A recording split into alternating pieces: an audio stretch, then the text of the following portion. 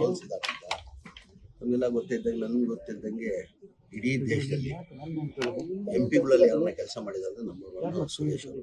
ಆ ಜನ ಕೆಲಸಕ್ಕೆ ಲೆಕ್ಕ ಸೋಲಿಸಿದ್ರು ಅಂತ ಅದೇ ಹೇಳ್ತಾರೆ. ನಮ್ಗೆಲ್ಲ ಆಶ್ಚರ್ಯ, ನಮ್ಗೆಲ್ಲ ಸುರೇಶ್ ಅಂತ ಸೋಲ್ತಾರೆ ನಮಗೆಲ್ಲ ಆಶ್ಚರ್ಯ. ನಮಗೆಲ್ಲ ಅದಕ್ಕೆ ಮುಂಚೆ ಇಡೀ ದೇಶದಲ್ಲಿ ಯಾರನ್ನ MP ಕೆಲಸ ಮಾಡ್ತಾ ಇದ್ದಿದ್ರೆ ಸುರೇಶ್ ಅವರು. ನನ್ನ ಅನಿಸಿಕೆ ಬೇರೆಯವ್ರು ಸಂಡೇ ಆದ್ರೂ ರಜಾ ತಗೊಳ್ತಾ ಇದ್ರು, ಆ ಸಂಡೇನೂ ರಜಾ ತಗೊಳ್ತಾ ಇಲ್ಲ.